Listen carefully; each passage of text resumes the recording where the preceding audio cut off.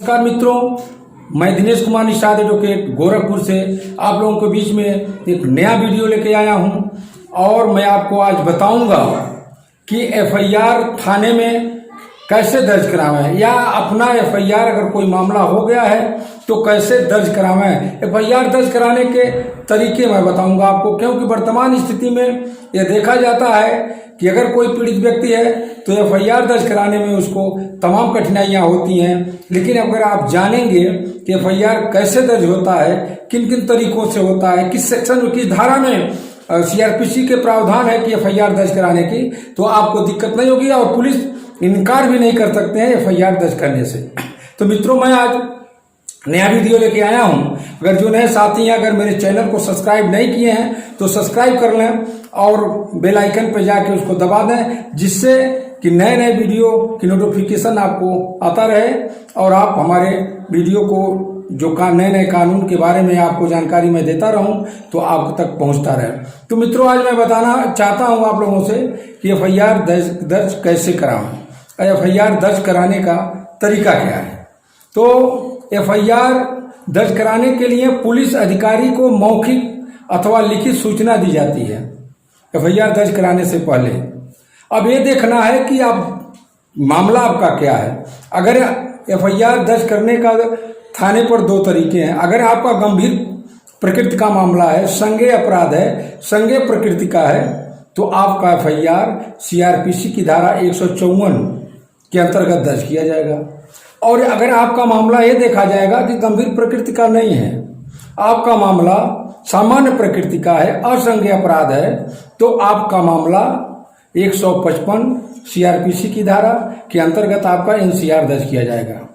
तो आजकल ये देखा जाता है कि मामला संज्ञेय प्रकृति का है, गंभीर मामला है, तब भी पुलिस अपने आंकड़े को छिपाने के लिए कि गंभीर मामलों का आंकड़ा ज्यादा न बढ़े थाने पर, तो वो पुलिस क्या करती है, पीड़ित व्यक्ति को गुमराह करके और उल्टी सीधी बातें पढ़ा करके, अगर एफआईआर है जो एफआईआर धारा 154 के अंतर्गत दर्ज होनी चाहिए, उसको गुमराह करके मामले का अल्पीकरण कर करके और करा करके पीड़ित पक्ष से और धारा 155 के अंतर्गत एनसीआर दर्ज करा देती है।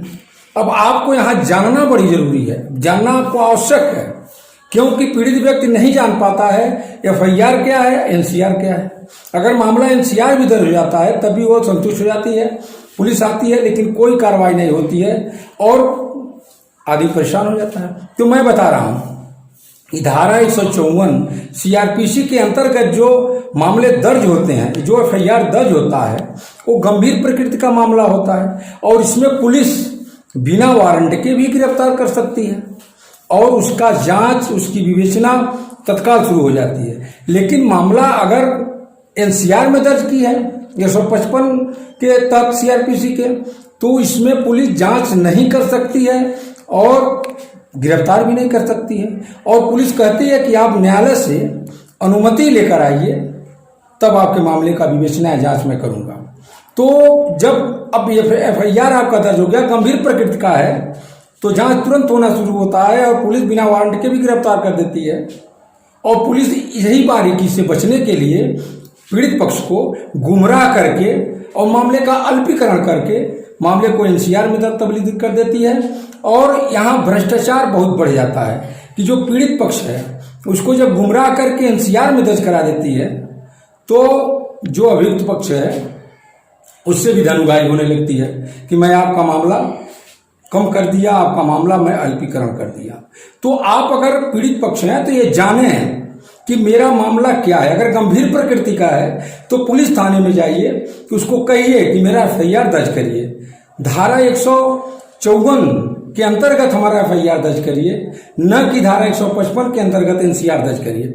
जब आप एफआईआर और एनसीआर में अंतर जान जाएंगे तो थाने की पुलिस आपको न गुमराह कर पाएगी और न ही एफआईआर दर्ज करने से इनकार कर पाएगी। तो सबसे बड़ी बारीकी ये आप जान लें। और जब अगर आपका मामला सामान्य प्रकृति का है और संज्ञेय अपराध है, तो अगर 155 के अंतर्गत सीआरपीसी के आपका मामला दर्ज है, तो आप न्यायालय आए और एक वकील हायर करें और वहां पर 155(2) के अंतर्गत मजिस्ट्रेट से आदेश कराकर पुलिस अधिकारी को वहां पहुंच जाएगा आदेश, और मामला, उस मामले का विवेचना पुलिस अधिकारी उसी तरह से करेगी गिरफ्तारी के अलावा कि जैसे मामला 154 सीआरपीसी के अंतर्गत दर्ज है आपका।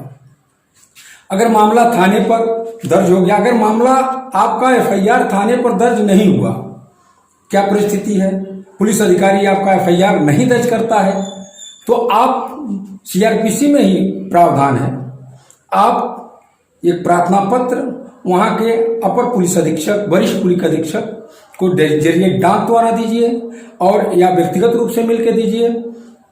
आपके प्रार्थना पत्र पर पुलिस अधीक्षक जिले का संज्ञान लेगा और आपका एफआईआर दर्ज करके या दर्ज करने का आदेश दे देगा थाने पर।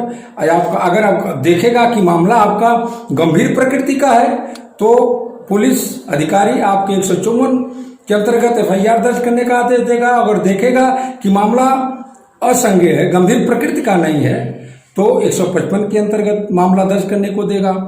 लेकिन यहाँ मामला दर्ज करने का एक और प्रावधान है, में सुविधा है आपको कि अगर महिला है तो उसका एफआईआर मामला 376, 354 का, 354 का तमाम मामला है, अभद्र व्यवहार छेड़छाड़ का मामला अगर है तो आपका एफआईआर थाने पर पुलिस अधिकारी, महिला पुलिस अधिकारी ही दर्ज करेगा, पुरुष नहीं दर्ज करेगा।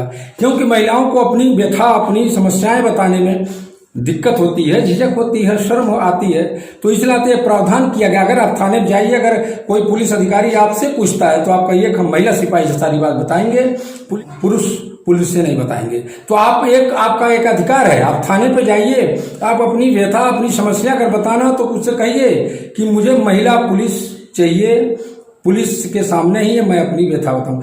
अगर आप महिला पीड़ित पक्ष है जो उसका मानसिक स्थिति कमजोर है, महिला अगर उसकी मानसिक स्थिति कमजोर है पीड़ित का, और अगर वह अच्छा में रहता है तो वहां पर यह प्रावधान है कि दुभाषी शिक्षक द्वारा उसकी बातों को समझ करके एफआईआर उसकी दर्ज करे और उसके घर पर, थाने पे उसके जाने की जरूरत नहीं है, उसके घर पर पुलिस जाएगी और एफआईआर दर्ज करेगी। अगर घर पर नहीं जा सकते हैं तो पीड़ित पक्ष ही बताएगा कि सुविधा स्वरूप मैं कहाँ जा पाऊंगा। तो यह हो गई एफआईआर दर्ज करने की थाने की प्रक्रिया। लेकिन अगर एफआईआर आपका दर्ज नहीं होता है तो सीआरपीसी की धारा 154(3) में व्यवस्था है कि आप पुलिस अधिकारी को, अपर पुलिस अधिकारी, वरिष्ठ पुलिस अधिकारी को आप जरिए रजिस्ट्री घटना की सूचना दें, व्यक्तिगत रूप से मिलकर सूचना दें। पुलिस अधिकारी को लगेगा कि आपका मामला गंभीर प्रकृति का है तो एफआईआर दर्ज करने का आदेश कर देगा, और लगेगा आपका मामला सामान्य प्रकृति का है तो 155 करने का आदेश देगा। लेकिन अगर पुलिस अधिकारी भी नहीं सुनता है आपका, आप थाने पे गए, आपका एफआईआर नहीं दर्ज हुआ, आप वरिष्ठ पुलिस, अपर पुलिस अधीक्षक जिले पर दिए, आपका एफआईआर नहीं दर्ज हुआ, तब भी आपके पास रास्ता है, आप घबराइए मत। आप सीआरपीसी के धारा 156(3) के अंतर्गत ऐसा व्यवस्था है कि अगर आप न्यायालय में अपना प्रार्थना पर दे सकते हैं और अपना एफआईआर दर्ज करा सकते हैं, आप एक अधिवक्ता को हायर करिए और अपनी बात बताइए, वो आपका अधिवक्ता 156(3) धारा के अंतर्गत सीआरपीसी प्रावधान है, मजिस्ट्रेट के समक्ष आप अपना प्रार्थना पर प्रस्तुत करेंगे और उसका अवलोकन करने के बाद मजिस्ट्रेट को अधिकार है कि वो आदेश देगा, आपका एफआईआर दर्ज होगा और आपकी विवेचना उसी तरह से होगी जैसे धारा 154 में सीआरपीसी में व्यवस्था कर करके एफआईआर दर्ज होता है। कोई इसमें ऐसा नहीं है कि अगर कोर्ट आदेश करती है तो मामले का कुछ अल्पीकरण होगा या आपका एफआईआर कमजोर होगा। अब कोर्ट से आदेश 156(3) सीआरपीसी में प्रावधान है, अगर थाने पे आपका एफआईआर नहीं दर्ज करता है तभी व्यवस्था है। आप आ जाइए 154(3) में सेक्शन में सीआरपीसी का प्रावधान है, आप अपर पुलिस अधीक्षक को दीजिए। अगर वहां भी आपकी सुनवाई नहीं होती है तो आप न्यायालय जाइए, एक अधिवक्ता नियुक्त करिए और वहां पर 156(3) सीआरपीसी में प्रावधान है। अगर आज कल छोटे मोटे मामलों जो है कि ऑनलाइन भी आप एफआईआर दर्ज करा सकते हैं। तो मित्रों, मैं दिनेश कुमार निषाद एडवोकेट गोरखपुर, मैं आप लोगों से ये कोशिश किया कि आप लोगों को एफआईआर दर्ज करने में जो अड़चनें आती है या जो मुश्किलें आती हैं उसको निवारण करने का प्रयास मैंने किया। और सबसे बड़ी बात मैं ये कोशिश किया बताने का कि एफआईआर और एनसीआर में जब आप अंतर समझ लेंगे, आपका मामला गंभीर प्रकृति का है, तभी पुलिस एक साजिश के तहत आपको गुमराह करके मामले का अल्पीकरण करके वह मामला एनसीआर में दर्ज कर देती है। लेकिन आप जानेंगे और जानेंगे, जानकारी होगा कि एफआईआर क्या है, एनसीआर क्या है, तो आप पुलिस की बातों से गुमराह नहीं होंगे, आपके मामले का अल्पीकरण नहीं होगा और आपको न्याय मिलेगा। नमस्कार मित्रों, मैं दिनेश कुमार निषाद एडवोकेट गोरखपुर से मैं फिर से आप लोगों से निवेदन करता हूं, अगर मेरे यूट्यूब चैनल को अगर कोई सब्सक्राइब नहीं किया तो सब्सक्राइब कर लें और बेल आइकन पर जाके घंटी दबा दें, और मेरे वीडियो को अच्छा लगे इसे शेयर करें, लाइक करें और मेरे यूट्यूब चैनल को सब्सक्राइब। नमस्कार मित्रों।